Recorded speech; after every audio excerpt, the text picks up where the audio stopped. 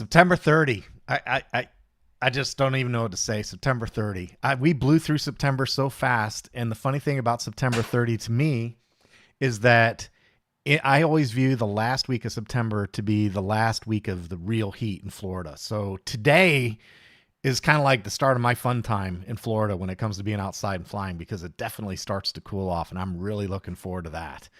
So anyway, I saw the David Knutz got in first. David's normally a late bloomer when it comes to the first game. He got in first tonight. I don't know where everyone else was. Bradley Norton got in second. How you doing? Fast Freddy third.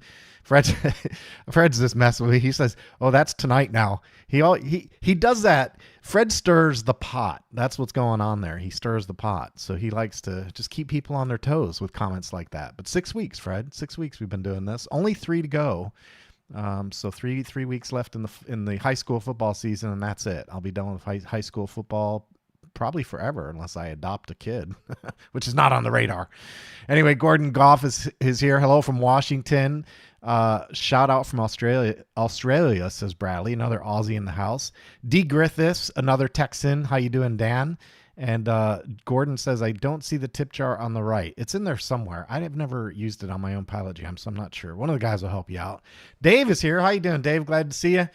T. Evans is here from Salt Lake City, Utah. Very good. Stan Heaton says hi from Arkansas. Hello. HP Jeff from the great state of Alberta, Canada. How you doing, Jeff? And then Four Eyes is here. Hello. Philip Yang, another Aussie in the house. Let's see. Midwest RC. Tim, how you doing from Indiana?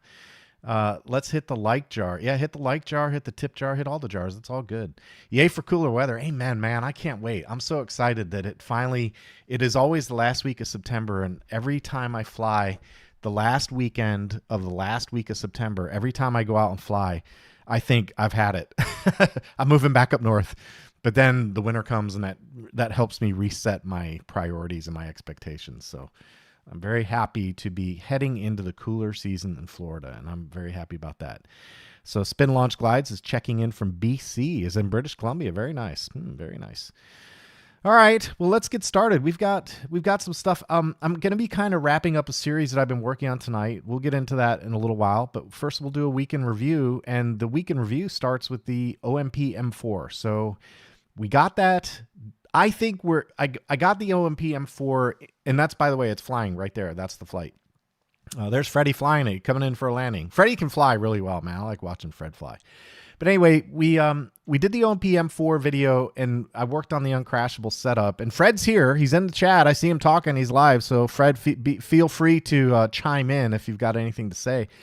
And all I can say is that I'd say I give it like a solid B+. And the reason I say B+ is because I think the return to home worked really good.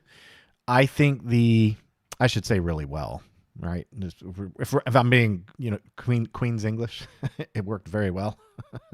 So the return to home worked very well. There was a configuration issue, but that was really my issue. To be fair, it was not the problem of the fly barless. It was not the problem. The problem was mine, and that's that they use different modes. So you have these different modes in the fly barless, and I had it set on mode 4, and you're supposed to use mode 1 if you're using the map. So at the end of the day, we got the return to home working just fine. And so I give it strong marks for that. I think the hard deck, the altitude limit feature worked very well. Fred did a couple of different tests where he approached the hard deck slowly. He approached it more aggressively, and the aircraft reacted differently based on how he approached. So a fast approach, it was a more abrupt and sooner reaction. A slower approach, it was a little less abrupt, and it still kind of took place at the same altitude, but the reaction and the outcome was a little bit different. It was softer. So it was really cool to watch that. And he did the approach to the altitude limit, both upright and inverted. And you guys are going to have to give me 1 minute. I have a silly animal that will not shut up because I have my door shut. So but we're not allowed to shut our doors in this house. So I have to open the door. Otherwise he's going to sit out there the whole time.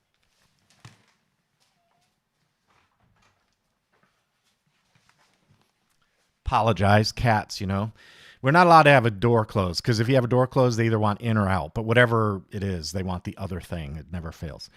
So anyway, I'd say the hard deck, good scores on the hard deck. I think the hard deck worked really well. And as I said in the video, and even though I said it multiple times in the video, I still had a comment afterwards. You don't need the GPS for the hard deck. Yes, we covered that in the video. So it does have a barometer. Now, to be fair to the fly barless and to you guys, I did not test the altitude limit without the GPS. So I don't know how well the barometer version of that altitude limiter works. It may work great. It may not work great. That I don't know. What I can tell you is return to home works. That relies on the GPS. The position hold actually works. We're going to mention that in just a minute, but that also relies on the GPS. And the hard deck, if you have a GPS, it will use it. But if you don't, you can still use the altitude limit with just the barometer built into the Spirit FBL. Now, the last thing, and the reason I gave it a B+ was because of the position hold. When we put it into position hold, the fly barless actually does do a very nice job freezing the helicopter in space. So I give it points for that. But Fred saw it. I saw it in previous flights. When you start sliding it in position hold and you let go. So in one of the scenarios, Fred was sliding all the way to the left. He centered the stick and the model kept sliding to the left. He applied right stick and it kept sliding to the left. So he had to turn position hold off. So I did actually, I said I would do it. So I sent an email to Spirit asking them. I referred to the video and said, hey, please check out the video. This is what's going on. And I asked them for advice to see what's going on. In terms of the configuration, I did not see anything in the configuration that kind of would change my mind and make me think maybe we missed something in the config, unlike what happened in Return to Home. So with all that out of the way, the Spirit Fly Barless configuration and my radio configuration are zipped up, and I think the image file is zipped up in Discord. It's in the helicopter channel. It's pinned. If you want it, it's there. You can grab it and see what I did to get it all working. But I would say a solid B+, and maybe an A-. Maybe I'm being harsh. Maybe an A-. But that whole position hold thing kind of bothers me. Like when it's in position hold and you let go of that stick, it should stop again. Then that's the way I see it. So that's the reason I gave it a deduction. So anyway, that's that. And it looks like Tim is ready to test his tomorrow. That's cool. I can't wait to hear what you say. Tim says, I'd use return to home upon plugging my luck and forget to change. Yeah, Fred and I talked about that. If you use the map point, by the way, that Fred and I did actually have that conversation. So we were flying in that video, we were flying at Southern Eagle Squadron. And I actually had used the initial map point set at Larks. And so Fred said, hey, if we fly and we hit return to home, what will the helicopter do? I said, it's going to take off and fly to Larks because it doesn't know or care how it got to Southern Eagle Squadron. Doesn't matter. But if you say go home and it's set to a map point and you have that map point set to a different field, that's where it's going to go. So that's one reason to use one of the other modes, which allows you to use the takeoff position as home. So, and there's also another mode that lets you reset the home position as well. So if you're out there flying, you can hit the return to home button and it will reset the home point to that spot. So you could use two buttons, one to reset home and then one to activate. And you could do that too, which is something to think about. Maybe a momentary switch might not be a bad idea. But I'm really, personally, I've never been a fan of changing the home point while flying. I've always preferred, when it comes to reliance on a return to home feature, what I like to do, get it up in the air, fly it away a little bit, hit return to home and see if it comes back to where I think it's supposed to come back. And if it does that, then I'm happy. Then I go out and fly and have fun. And I don't worry too much about it after that. And then once you get used to things like the co-pilot, I've flown so many co-pilots that I just know what it's going to do. So in that case, I don't bother with that initial test. I just go fly. Actually, a lot of times on the co-pilot, I use the auto launch. So I put it in return to home and throw it, and it just circles around. And if it's not circling around for whatever reason, I take control. Anyway, it was all good with the OMP M4. And now the fun part about that is now I can actually go fly the helicopter. I've had this thing for months, and I've done all these videos, like 3 different videos, testing videos, configuration. I've spent more time configuring this than anything else I've done. And now I can finally go fly the darn thing. So I'm very excited about that. And I'll be putting in the altitude limit to the test. You can bank on that. I really want to see, because with that altitude limit, you can just do whatever you want. That's the cool part about it. You can do whatever you want to do. You could try whatever maneuver and you just don't have to worry about it. So I'm very, very excited about that. So I'm going to go back and check comments, then we'll move on. That was kind of a long section on Week in Review, and we're only through the first video. So let's see. I forgot to hit the like button. Yeah, hit the like button, guys. Hit the like button. And while we're on that subject and a little break here, I want to say thanks to my patrons. Thank you, guys. Very special of you to open your wallets and help me out on the channel. And I want to invite you, if your budget allows, you like what you learn on my channel, you like what you see on my channel, patreon.com/RC Video Reviews. I got a $3 a month tier. If you want to help out, that's great. If not, I understand. You know, it's cool. But I just want to say thanks to you patrons for helping me out.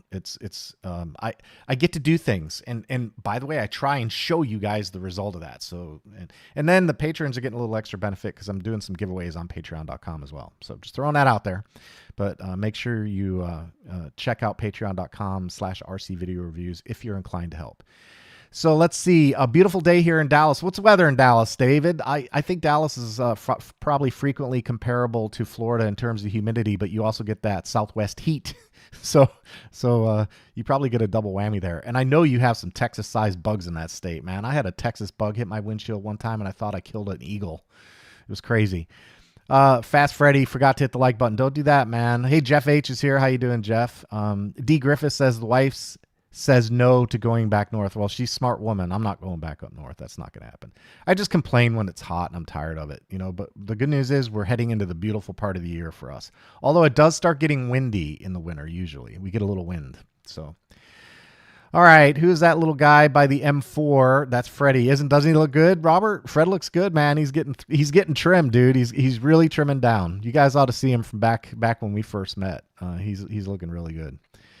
So Midwest RC says, I'd use the RTH upon plug-in. Yeah, we talked about that. I put on a few pounds recovering after surgery. Okay, got that. Looking good. Hard deck needs to be put put to the test. I think we took it easy. Yeah, next time we get out, Fred, let's put it to the test a little more. Let's mess around a little bit more. No doubt. Robert says, it's hilarious as John's talking on the stream. It looks like you're nodding with him in the video. Yeah, Freddie and I are simpatico like that. We're connected. It's all in timing. Heli pilots are good for that. Yes, they are. You got to be good for timing, no doubt. Dan says wind is fun. That's one of the reasons I use the gyros. When we start getting a lot of wind, if I don't want to focus on the wind, I flip the gyro on, turn on the stabilizer, and just have a little fun flying around. Let the stabilizer deal with the wind. I fly the plane. That's just how I do it. Okay, that's it for the helicopter and the comments. I'm caught up, so let's move on. The next video was the best Lipo dischargers. I had a lot of fun with that. The discharger thing. I got to tell you guys, though, the Sky RC BD250, that thing is really growing on me. Now, the thing is, the iCharger, it also does graphing. You can also graph with this. It has a desktop app. You can launch it and graph and pull stuff off. But I really like the Sky Charger. I like the interface. I like the application. I like the easy use. It's giving me the data I want to see. Everything I've always said, well, what about the watt hours? What about the voltage? What about, it's all there. Everything that I've looked for has been there. And it's actually easy to manipulate, and it's easy to control the charger with your desktop. So I am thoroughly enjoying that little BD250. It's a good device. I kind of like it. But on that note, we're going to talk in just a little while. We're going to talk about my Lipo batteries. Man, I am just hook, line, and sinker over the moon over those batteries. I just love those things right now. I'm really enjoying those. And then, of course, the Admiral, if you want to dissipate, that worked out well. And then a little Captain Dan. I like Captain Dan, too. Captain Dan's a handy little device, especially if you want to kill a battery. So that was a fun one. I had a good time with that video. It was fun to tinker with that kind of thing, And of course, do what works for you. The FD200, nothing wrong with that device. It's a point and shoot, fire and forget. You plug it in, you turn it on, you walk away. It does fine. I've been using that thing for a year and a half. It does fine. It does a good job getting your batteries down to storage voltage. The only downside with the FD200 is a little loud.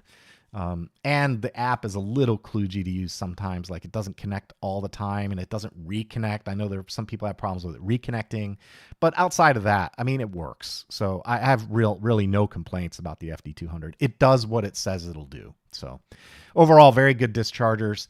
And I'm going to tell you right now, flat out, hands down, my current favorite is the Regen. The Regen, because I can dump at whatever rate I want. I'm not wasting energy. It's very, very fast. And that's my favorite model right now. So I'll be doing that. And the cool part is if I have my batteries at the field, I can just do all my Regen discharging at the field, and I don't have to worry about anything. So that was a good video. I had fun with that. If you haven't watched that one, check it out. It's a good one. And then I took a risk on video number 3. It was the truth about the best Lipo cutoff voltage. And I'm going to explain to you guys tonight. I'll give you a little detail about how I came to the conclusion I needed to do that video. And it had to do with while I was testing the Lipo batteries. So Spin Launch Glide says, where did you get your Lipo? I got them on Amazon. There's a link in the description for the Lipo batteries. The video says I turned my car into a battery bank. And the original ones that I bought are no longer available, but I put a secondary link for, I think they're called Redondo or something like that, Redodo or something. There is an affiliate link in the description for those. So anyway, look for the one that says I turned my car into a battery bank. That's the one. It's got the Lipo affiliate link is in that video. So anyway, the truth about the best Lipo cutoff, the reason that so I did that because I was doing my testing on the big battery bank to see what was going on. And I had this realization like, man, I'm only getting 2,800 milliamps out of these. What's the deal? And then during the testing, I'm like, this is going to take me forever. So I'll show you the data in a little bit. I'm not going to go into as much detail as I did on the Lipo cutoff. So don't worry, we're not going to do spreadsheet hell tonight, but I do want to show you a couple high points on that little tracker that I made. But anyway, that as a result of that testing, I kind of had to go do the cutoff voltage test, and I landed on 3.6 volts. And the reason I'll tell you that was risky is because everybody has an opinion about batteries. And to be frank, I just don't feel like debating the merits and the points with everyone that comes in. So to me, that's kind of aggravating to do that. That's why I basically did the video and showed just the data. I said, here's the data. You can argue with the data if you want. And I even had one guy come in and go, well, 2C is not a reliable, okay, whatever. So it doesn't matter. It's like, it doesn't matter what you do. Somebody always has, some reason that it's not valid or there's some other way to do it, which is fine. Go do your money, your hobby, do your thing if it makes you feel better. But I'll tell you one thing for sure. For me, my new number, 3.6, that's my new number. No two ways around it. I believe that data. And then, of course, we're in the PilotJam. So that's it for the week in review. So that gets us to the point. I've been watching the comments as I finished up the week in review. I don't see anything that I really need to address. So I'm just going to go ahead and move on. We can move on right into the first subject, and that is the life battery test. So what I want to do on the life battery tests is I'm going to bring up the workspace here, and I'm going to show you again. I promise you guys, we're not going to go through the whole spreadsheet. Okay. Don't worry. There's a lot. There's tabs. There's tabs. If you guys are data nerds and you want to see this stuff, I'll be happy to post it. I'll put it in Discord this time. So if you want to see it, I'll be happy to post the data, but there's lots of tabs. And what ended up happening is I took some Turnigy 6L5000s and some Lipo 6L5000s. And when I did the first discharge on the Turnigy, and by the way, I had the voltage cutoff in this test was what I normally use. 22.5 is my number. It's been my number for a long time. So that comes out to 3.75 volts per cell. So I'm doing this test, and I come up with 1983 on the Turnigys, and I thought, well, the Turnigys are kind of puffy. They're a little puffy. They're not all that great, so it's fine. My intention, by the way, the reason I conducted this test was to say, does my Lipo battery bank give me what I think it'll give me? I want to go through, just like if I were going to have a very long day at the field, I want to charge with it at my standard charge rates. I want to count how many batteries I put through it. I want to track the milliamp hours that I put through it and extract out of my battery bank, and how many I discharge, and then how many I put back in. I was going to go through the cycle. My number was 20. I thought once I get to 20, that's enough. And when I got to 15, I'd only been taking out about 2,000 milliamp hours at a time on the Turnigys and about 2,800 milliamp hours on the Lipo. So what ended up happening is I did a Turnigy, then some Lipo, and then 2 more Turnigys. And I thought, well, that's enough of that. I'm not doing any more Turnigys. That's a waste of time because they are obviously impacted. They're not carrying the same capacity as my Lipo. So at that point, I switched just over to Lipo. And I had this realization, man, at 2,800 milliamp hours at a crack, this is going to take me forever. I'm going to have to do this like 30 times. So what I did instead was I did a final dump. I connected my Lipo batteries to the discharger, and I'm going to show you the graph. But after doing this work, after 15 batteries at about 2,800, say, 3 of them at night at 2,000, and the rest of them, the rest of the 12 at 2,800 milliamp hours, I did 15 full cycles, okay? 15 full cycles, and I thought, this is crazy. I'm going to be here forever. After doing that work, I connected the LiFePo to the discharger, and I got 59,939, which is absolutely insane. Here's the graph, if you guys want to see it. And the graph is kind of funny because you can look at these lines, and I'm just kind of scrolling up. And here's where I put a little page break in here so we could scroll. I wanted to keep the graph in place so you could see the chart right here. So there's the chart. That'll stay put. But now I'm just going to scroll the bottom half of the screen and look at all these lines of data. When you do 59,000 milliamps, man, that's a substantial discharge. So we get all the way down to the bottom, down here. Let's go. We're almost there. Coming up on the bottom. And there's the chart.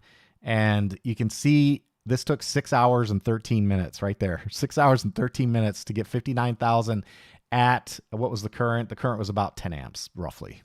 So 16 hours of discharging these, or sorry, 6 hours of discharging these batteries at 10 amps constant.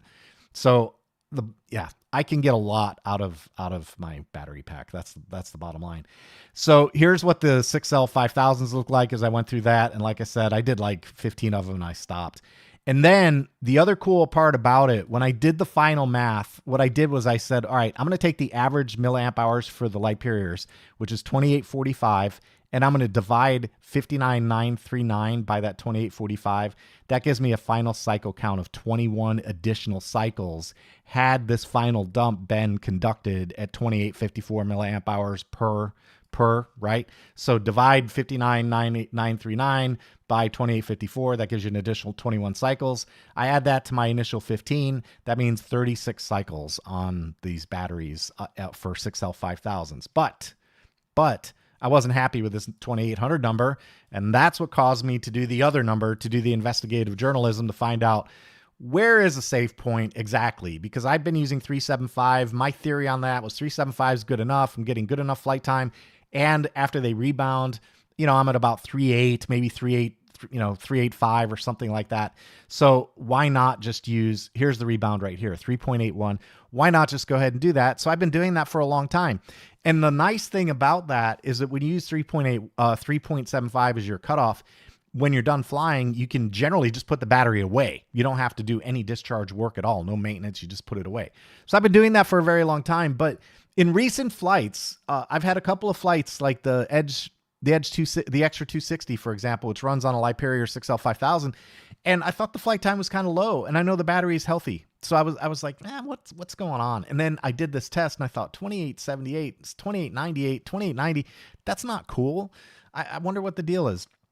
That's what caused me to do the test. And when I did the test, I really dug into it kind of harder. And the cool part was having the graph and seeing where that drop off occurs. That was very meaningful to me because I knew there was a drop off.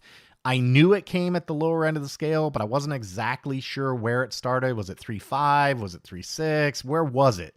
And it turns out after 3.6, it just falls off a cliff. So that's that.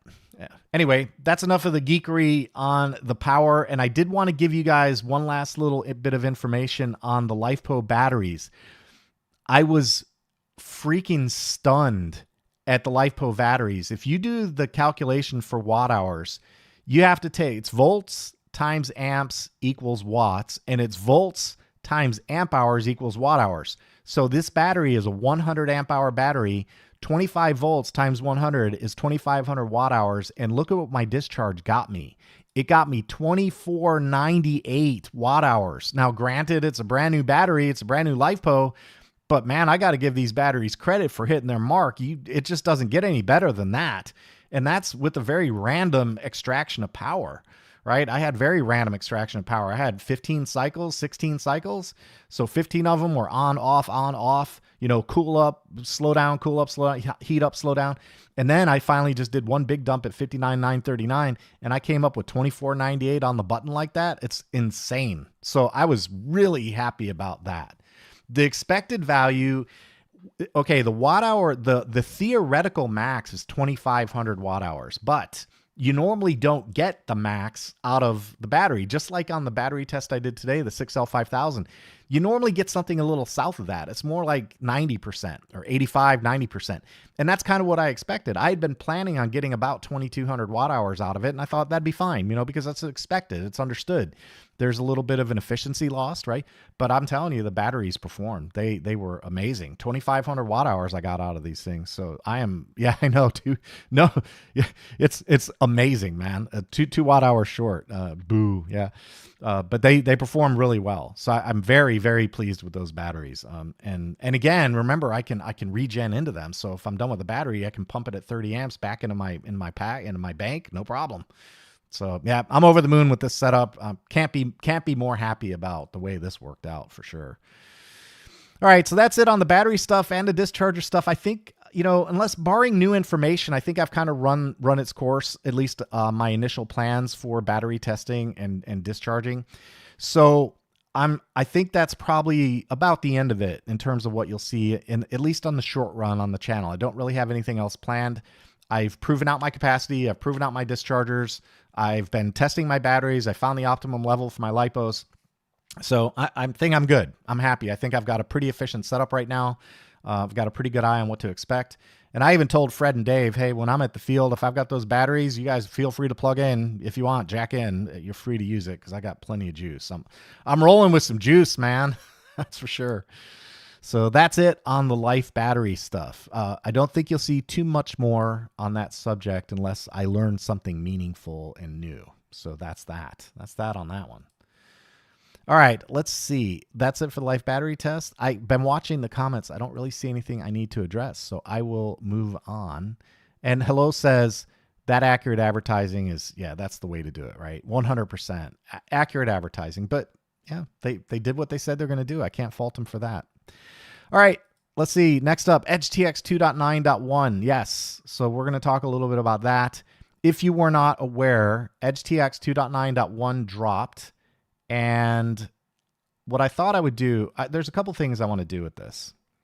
The first one is that I want to show you guys, if you're not aware of it, I want to show you on the GitHub, first off, where you can see it. So let's do that first. We'll go back to the main page. So once you're on the EdgeTX GitHub, if you click on the EdgeTX link and then come over here to the right-hand side, you can see when they post a new firmware. So Providence 2.9.1 is a maintenance release. I'll click on that. And you can review the change log when that comes up. So here's the change log. It'll tell you what's going on here. It looks like minor fixes to me. So this is not, I don't think it's one of those things you need to run out and do right away. But, you know, if you see anything in here that maybe matters to you, like older themes would make color radio screens mostly black. You know, maybe if you've seen that, maybe this upgrade will help you. They enabled S-port telemetry by default for S-bus and PPM modules. That's kind of cool. I like that. That's good. S-port telemetry by default. That's good. Deactivate logs and close log file if USB is connected. That seems like a smart thing to do. But anyway, there's the change log for that one if you want to check that out. But more importantly, what I wanted to do was show you guys a cool little trick on the GitHub if you weren't aware of it, and that is how to compare.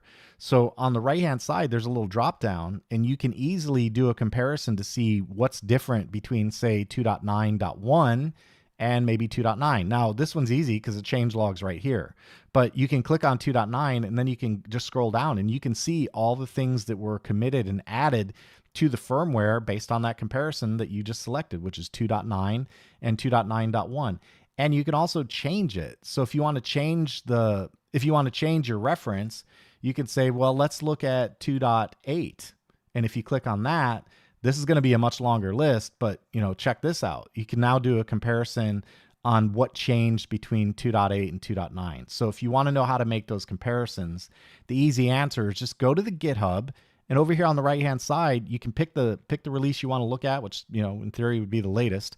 And then you can maybe pick the one you're on. Say you're still on 2.8.4, you can pick that one. And now you can see a list of everything that's been adjusted since the release of 2.9.1. And this is the one, you know, this is one I see so many comments when people talk about migrating from OpenTX to EdgeTX. They go, nothing's different. Nothing. Yeah, okay. Come on, man. Just look at the freaking list that these guys did. I mean, there's so many, and this is just 2.8.4. Like if we went back and we compared this to say 2.4, you know, this list would probably take a half an hour to load. You know, it's gonna clock, but man, this list, it's gonna take you a very, very long time to scroll through this list. So anyway, just thought I'd show you how to do that if you were not aware. And then the next thing that we're gonna do is we're gonna take a look at some of the changes, not between 2.9 and 2.9.1, because that change log is just right here. It's very simple to look through it, and it looks like mostly maintenance stuff, which makes sense. That's why they did 2.9.1. So, you know, just a little maintenance release, some minor fixes. But I did want to show you what's going on with the nightlies, because I am seeing some differences there. So what I'm going to do, I've got Precious and my daily driver right here. We're going to turn both of these radios on. And what I want to do first is show you, bring my throttle down. Come on. And I'm going to show you what I'm running on both of these so we see. So we can see the comparison first. And let me see if I can get this brightness down. There's that one.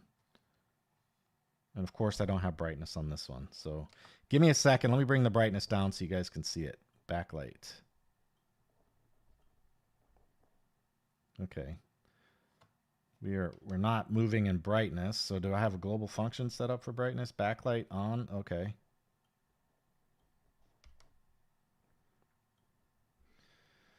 All right, what's going on here? There we go. Now I've got it brought down some. Okay, so let's go back to system now and the information screen, and I'll zoom in just a little bit so you guys can see the writing on the screens. So you see what's going on. This is, on the right-hand side, my daily driver is 2.9.0, and on the left-hand side, it's the nightly that's available as of this video. So that's what's right here. It's just a nightly. You see 2.10, but they do that once they do a main release. The very next nightly gets an upgraded version string, so 2.10. Okay, so this is those are the two versions. Now, the first thing I'll do is I'm just going to go through a couple of screens because I caught on, you know, I caught on to a couple things. Let me dim this one just a little bit more, maybe. There we go. I caught on to a couple of things as I was kind of scrolling through the nightly and comparing that to 2.9.0. And I thought I would share some of the findings with you. And on this screen, you really can't see much of a difference. So I'm not going to stop on this one, but I think on this one, you can definitely see a difference. And what I want to point out, I had to get my pointer. Go ahead. If you want to throw shade, go ahead. That's fine. What I want to show you guys on this one is the, if you count the rows here, and first let's look at the folders, the folder names. So I've got firmware, FM2M, images, logs, and models. So the folder names are the same, but check this out. This one shows radio as well. So they compressed it a little bit on this side. They squeezed it down just a little bit more. Now I think that's an effort. You know, the pendulum moves and they're trying to find maybe that middle ground where they can still get highly functionable. Is functionable a word? Where they can get highly functional button presses on the screen without mispressing and still show you as much data as possible. I am sure that's what's going on here. But I did want to point that out, that I'm seeing a little bit of compression here. So this one, they're a little taller. We start with firmware and we end on model. We start with firmware and we end on radio on the left. And then on the right, we start with firmware and we end on models. So they're crunching it down just a little bit. All right, let's take a look at the next page. This one, same deal. If you look at this one, the buttons are flatter. So we have sound, variometer, haptic, alarms, backlight, GPS, and then enabled features. And then over here, you just get the main buttons, right? Sound, variometer, all the way through GPS. So you have to scroll up to get enabled features on this one. And on this one, you don't. So I think they did that just to kind of reduce the amount of scrolling you have to do, and they want to put all the control buttons on that first screen so you don't have to scroll. That's my guess, maybe just a little bit of compression. And then another thing that I noticed is you've got your startup sound, which you can turn off. I don't remember seeing that on this one. So it looks like the startup sound is enabled, so you can turn that on and off, which is kind of cool. And another thing I noticed is they changed the style of the button. So this button used to be white. I'll show you one on this one eventually. We'll get to one in a minute. But this button used to be white, so they changed that. And then you still got your power off delay, your owner ID, and the country code. So that all looks like pretty much the same, but they did add this startup sound, which is kind of cool. And you can, of course, change the value of the splash screen. And I don't see that here either. So that looks like it's new too. The splash screen time of 2 seconds. How about that? There is no splash screen time on this one. So I wonder if you can set it at 0. Nope, you can set it at 1. Let's try a couple seconds. We'll put it on 4 and I'll turn off the sound and then we'll back out of it and see what happens. We'll just try it. Let's see if it works. 1001, 1002, 1003, 1004. Pretty close. So, but I did still hear my, I still heard my startup sound. It said, let's go fly something. So I'll have to monkey with that later. Anyway, I wasn't really intending to get into that. I just noticed it while I was toggling through it with you guys. So yeah, startup sound is turned off, but it sounded like it still played it. Anyway, there's that screen. And then nothing really changed on the theme screen. I don't see anything different there. And then the global functions. So if we edit a global function and hit edit, and then we edit this one and hit edit, I don't really see a difference in that one. I want to see if they're compressing on these as well. And I'm trying to find one that might be long enough to show it. Backlight left slider. No, I guess not. But let's do this. We'll do, remember I told you about the button difference? So the button here is dark. See how that's dark gray now? I don't know. It's the same theme. I have the same theme applied on both radios, so I don't think it's theme related. But now as you move the button, it stays gray. This one's white. So I think I like the white one better. I'm not sure why they did that. I think I like the white one better. It stands out more. It looks like a button. So I'm not sure about that. They also changed the color. So it's light blue here. And then when you turn it off, it goes black. And then on this one, it's light blue. And when you turn it off, it goes white. So a little bit of aesthetic changes there. I think I like the button white better. To be honest, I like that better. Anyway, that's global functions. I didn't see anything different on the trainer page. So aileron down to multiplier, and then we have aileron down to multiplier. So I looked at the order. I didn't see any differences here. So that looks the same. And then as we scroll over, now we can also see a little bit more compression, because on this one, you've got the battery meter range, and then calibration, and then RTC voltage, ADC filter, mute if no sound, internal RF. And while there's not a huge difference, down here, the internal RF is down here at the bottom, and on this side, you can read the entire thing. So a little bit of compression on this page. And then as we scroll up, we can see the mute if no sound. I'll put those both at the same spot, and we'll see. So on this page, on the second page, when we start at mute if no sound, and we go down to the bottom, they look like they're the same size. So, but also notice the baud rate. They put the baud rate right next. That makes sense to me. Like, that seems like a great idea. That way you don't have to go hunt for the baud rate. Putting it right next to the internal RF, that's a good idea. Does this do, I wonder if it does, if I do see, oh, okay, it does the same thing on this radio. So sorry. Anyway, irregardless, still a good idea. Good idea to have the baud rate right there. This one has a multi-protocol, so you don't adjust the baud rate. That's why it didn't show up. I didn't realize that was like context sensitive, but kind of cool. But anyway, yeah, that's it. Inputs, you can see the inputs buttons are smaller. They're definitely more compacted. So you got calibration sticks, pots, and switches. No sliders. So did they put the sliders under pots? No. Where did they put that? If I click on calibration sticks, pots, sliders. You got left and right on this one. And what do these count as sticks now? Switches? I don't know. Did they get rid of the sliders altogether? Nope, there they are right here. They consider them pots. That makes sense. Okay, I get that. So they put the sliders, left slider and right slider, in the pot section. That makes sense because they are pots. Why have a separate button for it? Yeah, that makes sense. I'm good with that.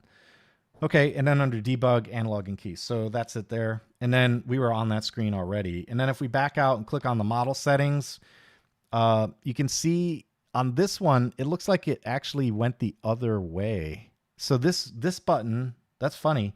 So on the nightly, they've been making the buttons smaller, but on the model setup page, the buttons are actually taller, and it looks like they need to swap them. It looks like these belong over here and these belong over here.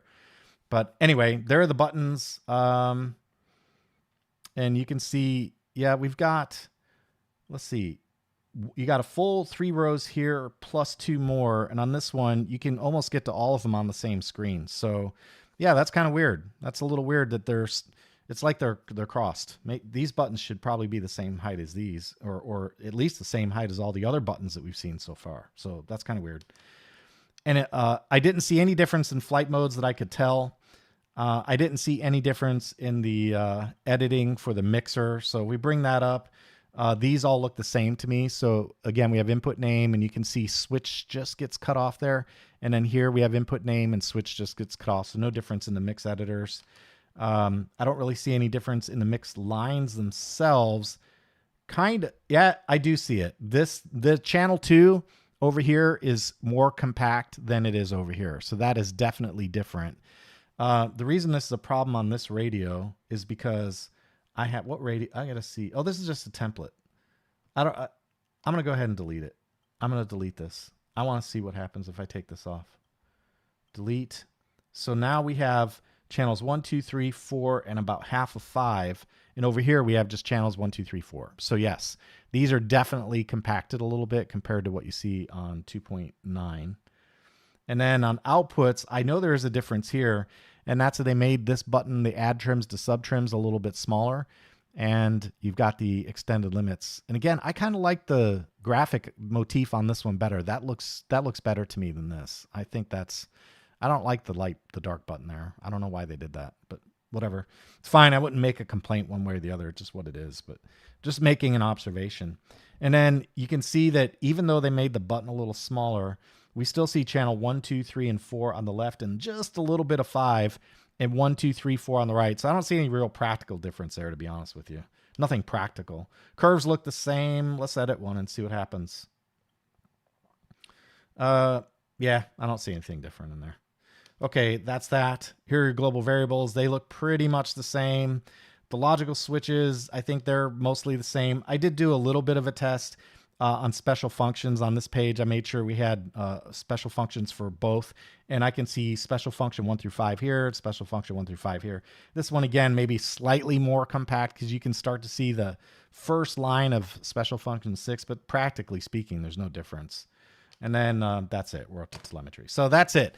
I just thought I'd give you guys a quick little look to give you an idea of what's going on the nightlies. It looks like they're definitely making some minor adjustments to the graphics layout. If you see something you like or something you don't like, your opportunity to influence change is to say something now, not after they release the final version. So if you see something you like, go in there and say, hey, nice job.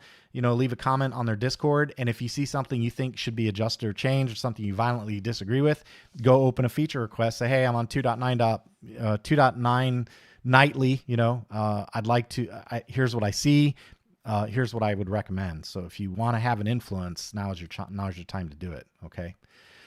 So that's it on the EdgeTX stuff. I'm going to check the comments. Literally integrated development environment. Yeah, it is. It is. It is integrated in the sense that they are very open and they involve the community. So very much integrated environment from that point of view. Is the new the right radio? Yeah, this is my new daily driver. This is my Express LRS radio. It's my daily driver.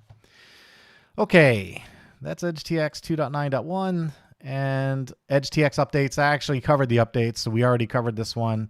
Next up is Q&A. So we will hit the blackboard and we're going to do a little bit of Q&A. And if you haven't seen this segment before, on Q&A, what I like to do is go through the comments that I see during the week and try and pull out questions or comments that I think might be applicable to a broader group of people. So this one, the Hills Shave FPV, he says, I bet a bad 5,000 milliamp hour 4S pack could charge a lot of good whoop and toothpick batteries with the right mobile charger.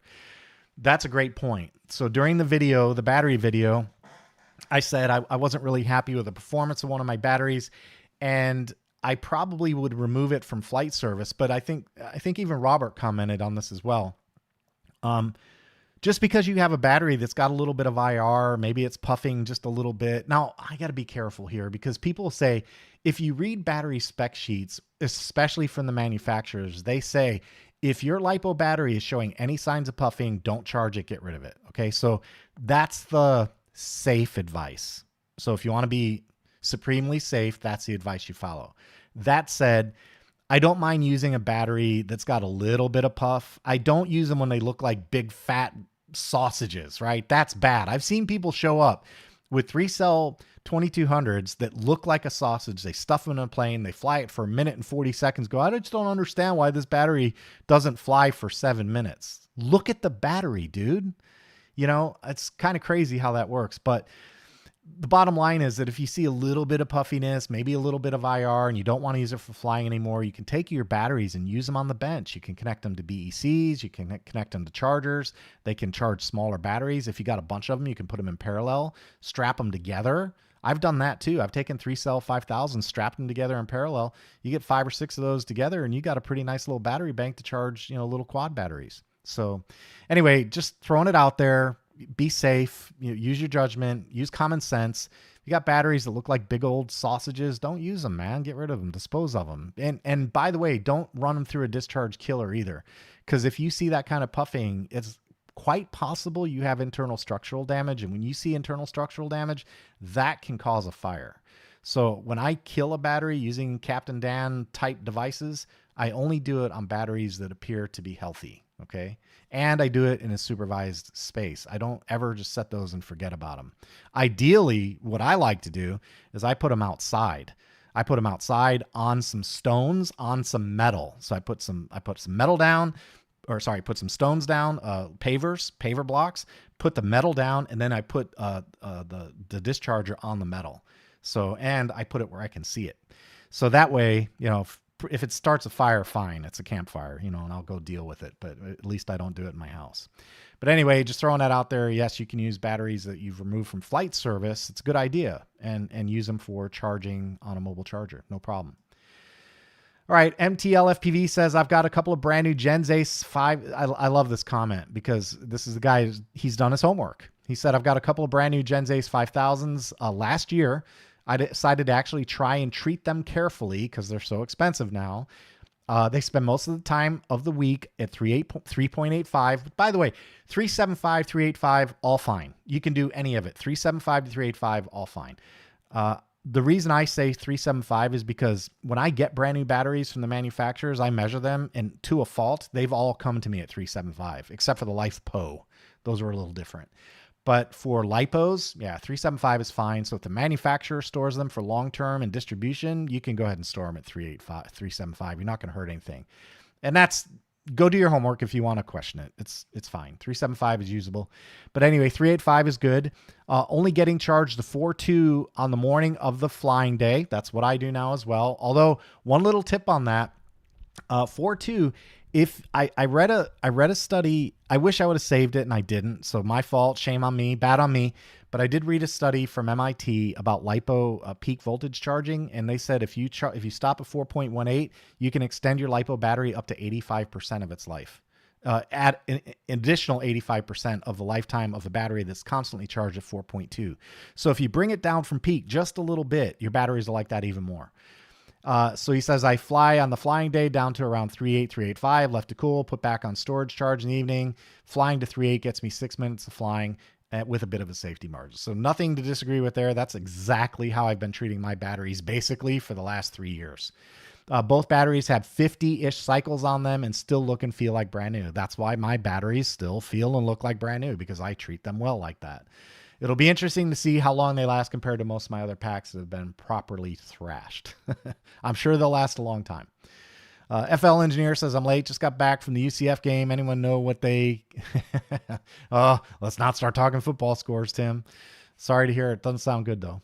Anyway, great comments by MTLFPV. I don't disagree with anything he said. Although what I would say, just to throw a little spice on his comments, Consider looking at 4.18. Do a test. See what happens. Put it at 4.18 as peak. Fly it that way, and then don't be afraid to go down to 3.6. I really don't think it's a problem to go down to 3.6. I will be going to 3.6 on my packs from now on.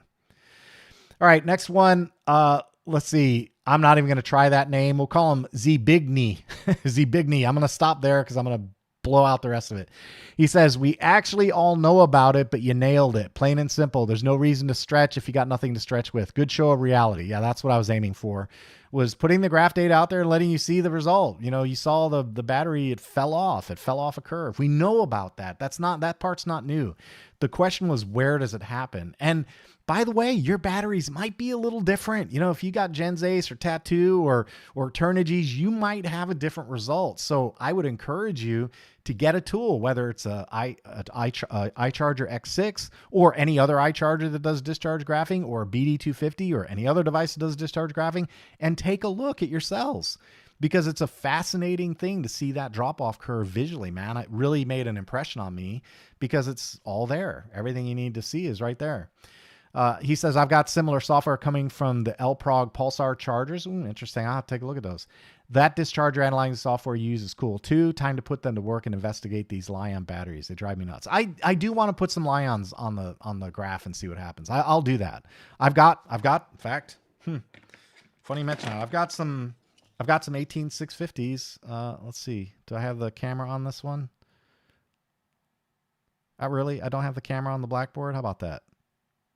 I guess I'll have to switch to this one. So I do have some 18650s, and I have some in storage. I have some brand new ones. So I kind of want to try that too. I will do that. If you guys are interested, we'll talk about it on PilotJam. So 18650s. You know what else I want to do that on is the radio batteries too. I want to run those through a little bit of a test as well. Anyway, yep, he took the spirit for which it was given. You know, it's to get the tool, do the investigative work, and check it out. See what you think. Come up with your solution. See what works for you. That's the end of the story. All right, Video Works Hawaii says, how come my touchscreen is not working? Okay, I saved this one because I wanted to show you guys something. This is another question that I get quite a bit. How come my touchscreen doesn't work? And what I need to show you is the workspace. So I'm going to move this out of the way. We're going to click on the EdgeTX firmware folder. And I don't know if you guys can see this, but let me see. Can I zoom? Yes, I can zoom. What I wanted to show you guys, this is the EdgeTX firmware folder. And if you're flashing your firmware, you could easily go in here and grab your T16 firmware, flash that to your radio, and say to me, why doesn't my touchscreen work? And it's because you grabbed the T16 firmware. If you're flashing a TX16S, you've got to flash the TX16S firmware. And that, where does that exist? I rearranged this whole thing so I can't see anymore. But let's see, there it is. It's right next to it. TX16S right there. There's the TX16S firmware. So it's really easy if you're in this view to grab the wrong thing, say T16, I'll flash that, and then your touchscreen doesn't work. That's most likely your problem. So I wanted to share this with you because if somebody asks you, hey, I tried that silly EdgeTX business and it was terrible because my touchscreen didn't work, I can assure you guys that we have to offer one other clarification. There are a batch of radios out there from the original like Mark I series where they didn't have a touchscreen. They were like the TX16S SE or something like that. But I don't think there are very many of those left. So here's what I would say.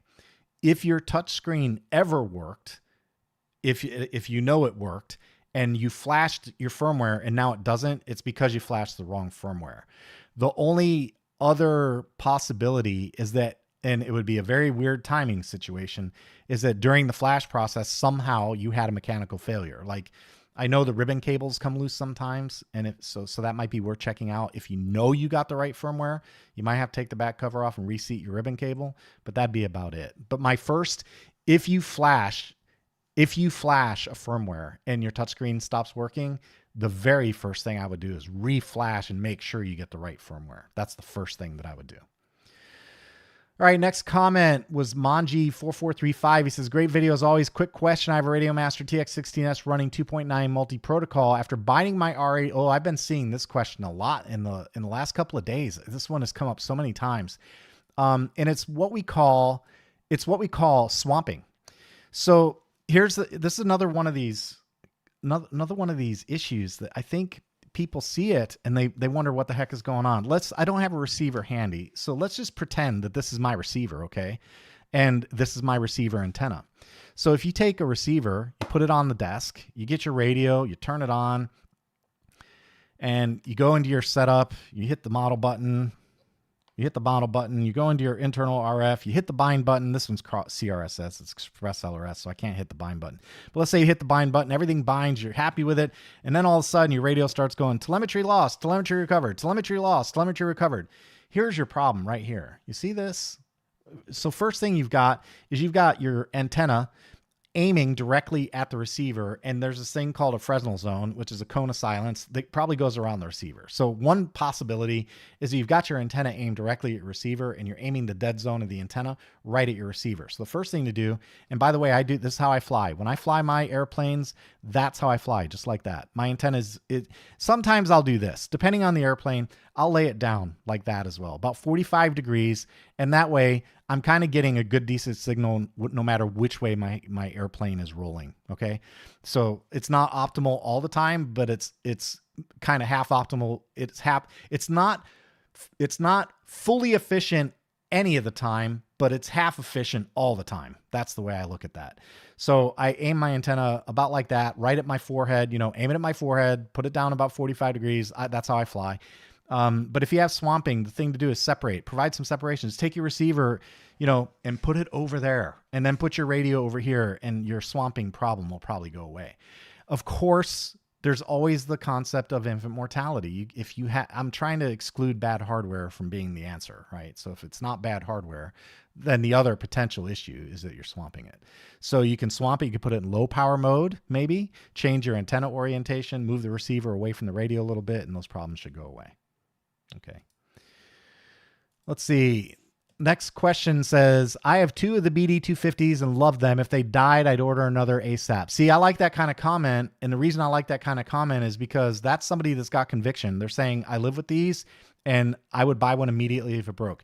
That's how I feel about my Radio Master and my EdgeTX. If I handed my radio to Fred at the field and in the handoff, we dropped it on concrete and it busted into a million spots, I'd pick up the card, I'd grab the SD card, I would immediately go to Race Day Quads and order another one. I'd flash it, put my SD card in, I'd be back in business. That's the first thing that I would do. And that's my commitment to the radio. And it's not because of any brand loyalty or because Radio Master sends me radios or anything like that. That has nothing to do with it. I would do it because this is my radio and that's my commitment to it. So I kind of like comments like that because he's showing you some conviction. He says, I discharge in the garage, so the noise is meh. I don't care about the noise. I do like your hand-built models, but I was too lazy to make one. And his handle is Lazy Dude Forever, so that's kind of cool. But yeah, here's the moral of the story and why I posted this one. He's got conviction, and now this is kind of like an unsolicited advertisement for a BD250. I kind of like them. I'm really getting into the BD250. I like it a lot. So if I want to analyze packs, man, I got a good tool to do that now. All right, Alpha Charlie X says, can you kill lipos with the FD200? The answer is no. That's where Captain Dan comes in. And so if you don't have a Captain Dan, build one, man. They're cheap. It's a couple of resistors, a couple of fans, a little bit of wire. It's cheap. They're easy to build, take you 20, 30 minutes to do it, and now you've got a lipo killer. And that's also in the video why I commented about this idea of a one-trick pony, right? I don't really like one-trick ponies. The FD200 is a one-trick pony. It just discharges. That's it. But, it's fine. If that's all you want it for, it does a good job doing that. All right, next up was David Falgut. He says, very, very nice. Great job. Subbed and tee up on all your videos. Question, I want to go bigger than 60. I saw you fly the 78 and this. Which do you like better and why? Do you fly that much different? Also, have you looked in the Stinger power plant, electric motor reduction, same as they do in helicopters? Thanks for your thoughtful answer. I am aware of the Stingers. Also aware that if you want to get one, there's no retail. You have to actually contact the guy. I guess he builds them for you. I do kind of want to check one of those out. I've talked with Rob about the Stingers before. I do kind of want to check one of those out. But let's answer the question about wingspan. Right now, I love the 67-inch wingspan. And the reason I say that is because we're talking single battery, one 6L5000, single battery. They're very easy to handle. And when I say handle, I'm talking about picking them up, carrying them around, moving them. The big ones, the 85 inch, the 78 inch, they're a little bit extra, man. You got to put a little effort into those. Like when I'm carrying the 85 inch to the flight line, I don't carry that and my radio. You know, I'm all very focused on the 85, and it seems no matter how careful I am, I always find a way to bump that into something. So they're just more to handle. And as far as the in-flight characteristics, I'm not such a great pilot that I can say, well, the difference between a 78 and an 85 is XYZ. I'm not that good at it. What I can say is that the bigger ones tend to be more stable. And that's true no matter what you fly. So the bigger helicopters, the bigger airplanes, they do tend to be more stable the bigger they are. So that's all I can really say about that one. I really like the 67s right now. I think 67s are the future. I think I predict that Extreme Flight and Skywing will both start producing a lot more 67s. And I'm also got my fingers crossed for single battery 70 inch. We're going to see what happens there. So there we go. There we go. That's the answer on that one. All right. Number 9, would this power a ham radio? Okay. So I put this question up. This is Sneakerhead. He says, will this power a ham radio? And if you guys look at the title, this says power supply, 30 volts, 10 amps, 300 watts. This is one of those stories, guys, where first off, I can't answer the question because I don't have enough information. What ham radio? What's the power requirement of the ham radio? Don't know the answer to that. Second, it's not like I put this on some kind of sine wave generator and tested it to make sure there's no feedback noise on the audio amp loop. I haven't done that kind of work, but the answer lies in the title. The title says 30 volts, 10 amps, 300 watts. It's kind of important to read that, right? That was my answer, 30 volts, 10 amps, 300 watts. So if your ham radio is a 200 watt radio that requires anywhere between 10 and 20 volts and anywhere between 5 and 10 amps, sure, it'll power it. It's on, by the way, DC, as long as your radio is DC, right? I assume because this output's DC. This is just one of those deals where you kind of have to do a little bit of your own research. Like, I can't answer the question for you. You didn't give me the information I needed to answer it in the first place. But if you did look at the title, it would tell you what the power supply is capable of delivering. So, look at the specs, man. Understand the wattage. Volts times amps is watts. Come on, guys. If you're flying electric, you got to know that one. Volts times amps is watts. I admit I stutter on it sometimes, but I can recall it. I know that one. All right, next question was DJ Arity. He says, thanks for posting this video. I went through the upgrade and loaded my models from OpenTX to the SD card, removed the YAML files. After I unplugged, I saw a storage warning. I do not see the continue button at the bottom right. I see a large button at the bottom that says press any key to skip. And it's the only option available. I press the roller, it goes further, but my models don't convert. Help. So my first question was, are you converting from OpenTX to EdgeTX 2.9? And he said yes. The answer to this question is that in EdgeTX 2.9, they took out the onboard, the internal firmware converter that converts binary to YAML. So in order to convert now from OpenTX binaries to EdgeTX, you have to make a pit stop at 2.8. I will probably do a video on this, and I'm going to make it real short and real sweet. I'm going to say, look, if you're on OpenTX and you want to go to EdgeTX, you have binary files, you have to flash EdgeTX 2.8 first, and then you can flash EdgeTX 2.9. I'll probably make a video, so if you see a video and you're going, John, what are you talking about, dude? We're all on EdgeTX anyway. That's why I'm going to do it, because I think this question is going to come up more and more as the days go by. As more and more people migrate from OpenTX, I think this will come up quite a bit. And then the last one, Crash Proof Heli says, Dirty Dog, where's the fun and expense in that? I just had to chuckle about that one because, man, the expense is no lie. Helicopter, even a simple little helicopter crash, man, that can cost you $100. And it gets aggravating because I don't mind setting them up the first time. It's kind of fun. But after I got them flying right, I really don't want to mess with them again. It just kind of aggravates me to go back in and tear them apart and recalibrate everything. I don't mind doing it the first time, but yeah, so I don't like crashing the helicopters. That is not, to me, not fun. Very ironic comment, Dirty Dog. But I'm so far really happy with that crash-proof setup on the OMP M4. And I think Fred and I should put it through the test a little bit more, no doubt. All right, Bradley Norton says, woohoo, now a patron. Well, thanks for that, Bradley. I appreciate you. Do I have a... Here, I don't have much, but I got this. All There we go. Welcome to Patreon. I appreciate that. Thanks for joining. FL Engineer says cone of silence never seems to work right.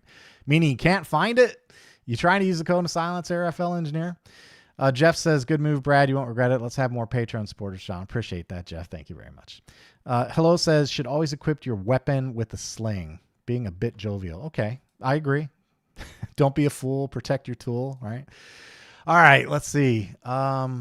That's it on comments. I don't see anything else. So we're through Q&A. That brings us to what's coming up. Okay, so here's what's coming up. I did actually change the 85-inch and put the G2 ESC in, went and flew, and Fred was there. It was that day, by the way. That day, Fred saw it. We had a desync issue on the 85-inch. So I talked to Rob, and I'm going to start using an idle up. When I talked to Rob about it, he said, yeah, that's a known thing on the big motors. I've seen that on other ESCs. Now, keep in mind, the one that replaced it wasn't a desync. It just stopped working altogether. The desync, I was able to recover it simply by bringing the throttle back down to 0 and then reapplying throttle. And I got back, got power back. So now what I'm going to be doing is I created an idle up curve, and an idle up curve, all I'm doing is I put my curve on I put my throttle on a curve, and the curve is assigned to a switch. And the only thing that happens is when I activate that switch, my throttle, it's kind of like idling up a gas plane, I guess. I don't fly gas, so I don't know. That's what Rob said. But the idea is that I hit a curve. In fact, I think I have it on this radio. I could probably show you. Why not? Why talk about it when I could show you, right? Let's show you. It's the 85-incher, so it's a big plane. Here it is. And see, I also put, let me bring the big camera up so you can see. There's the big camera. See, I actually put a pre-flight warning in for SA. That's my idle up now. So that needs to be down. And then SB is my rate. So I'll bring that down and see if I can bring the screen down. I don't have the screen assigned to anything, so you'll just have to, I think you can see it okay. So I'll bring up the model configuration, and I'm going to bring up the mixer, and there it is. Yep, you can't see it. Darn it. I guess I'm going to have to figure out a way to deal with this backlight situation when I don't have it on a pot or a slider. Okay, there we go. There we go. I think you can see that, right? Yeah, that looks okay. So here's the mixer. Here's the idle up configuration. And so what I did on the idle up configuration is I say when SA is not up, then we're in normal mode. So there's no changes. So when we're in this one, we're in normal mode. We'll see, I'll activate it and I'll activate the throttle, and you can see I'm moving normally, right? So there's the normal range of movement. It's 100 to 100. Okay. That's when SA is not in the up position. That's this one.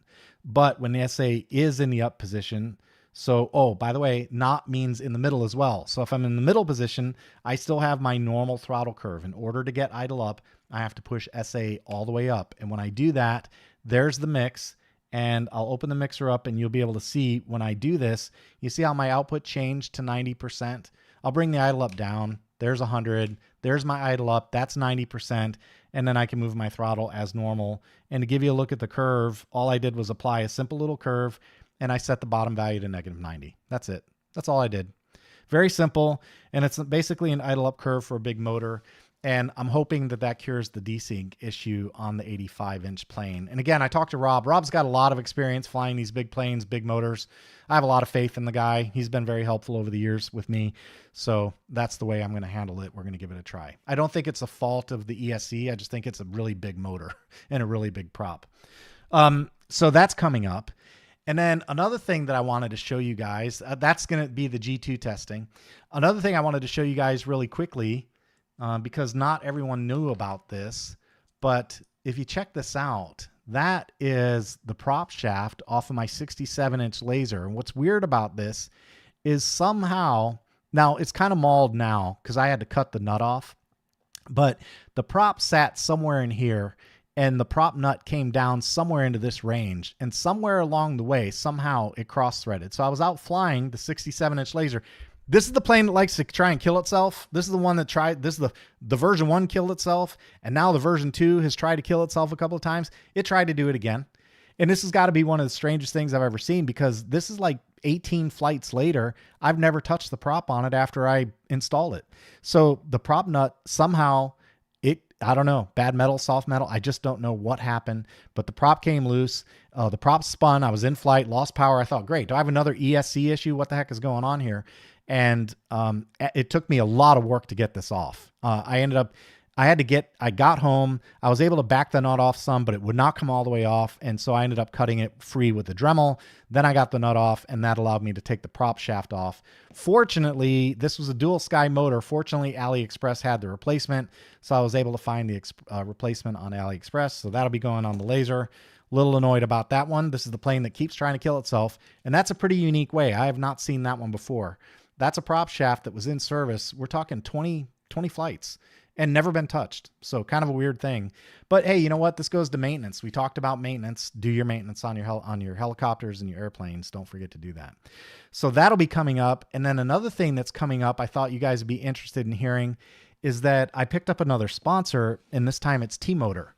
So T-Motor and I have been talking, and they've got some stuff on the way. They're supposed to be sending me some things for evaluation. They will be fixed wing related. So fixed wing stuff on the way, but some more equipment from T-Motor inbound. So I'll be excited to get that out and test that. I already have the airplane picked for that one, and we'll be putting some T-Motor gear on a fixed wing plane. So I'll be showing you that as well. So that's it in terms of what's coming up. And then, of course, I'll give you some field reports on how the Lipo battery bank works in practical sense. And also, it just so happens I have the next week off. I have a week off from work. I have no obligations. I'm a free man. We're not doing anything family. I just have a week off. So I've already teed Fred up. Fred's feeling a lot better. So Fred and I plan on doing some flying this week. We'll see if we get some videos knocked out. But it's going to be a week of messing about. I'll put it that way. Can't wait. It should be a lot of fun. We're going to fly. I'm going to fly everything, man. We're going to fly. I'm going to fly. Do a lot of flying this week.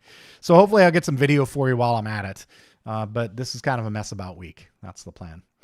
So let's see. I'm going to check out. That's it for what's coming up. I've got, again, more equipment on the way. Some field testing for the battery bank. I'll get the laser back up in the air. More testing on the 85-inch with the G2 ZTW ESE. And of course, I'll be keeping an eye out on Edge and Express LRS for developments there. So that's it. That's what's coming. So let's see. Dan Griffiths says 100 doesn't even cover a set of blades. Yeah, right. If you're flying a 700, man, that's what. How much are blades on a 700, Fred? Fred will know.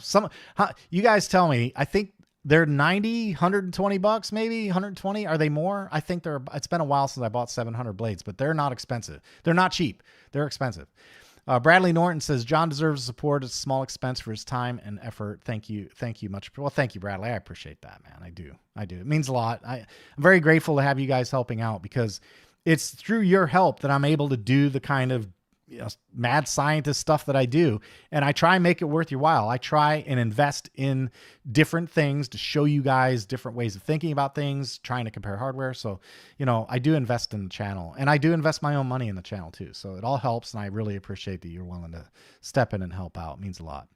Hello says, actual race cars, I imagine, have the same kind of firmware. Not sure which firmware we're talking about. I'm a little lagged on that one. Hello. Stephen Harris says, good day from Edmonton. Better late than never. Woo, yeah, better late than never, no doubt. You'll be able to catch the replay. Well, guys, that wraps it up. That's the end of the PilotJam for tonight. I hope you guys had a good time. I hope you learned something a little bit about those Lipo batteries and about your Lipo batteries, and a little bit about EdgeTX. I had a good time with you tonight. Hope you had a good time. Hope you learned something new. Keep an eye on the channel, man. We're going to be flying. Fred and I are going to be out there flying this week. We're going to be out there raising a ruckus for sure. I look forward to it. Anyway, if you like this kind of content, make sure you smash that thumbs up button, subscribe, and hit the notification bell. We're still at about 60% of the people who watch my videos don't subscribe. So if you're a passerby, hit the subscribe button. It doesn't hurt. It doesn't cost you anything. I hope you have a great week, rest of your weekend. Hope you enjoy some football. And if you can, get out and fly something. That's all I've got for today. Take it easy.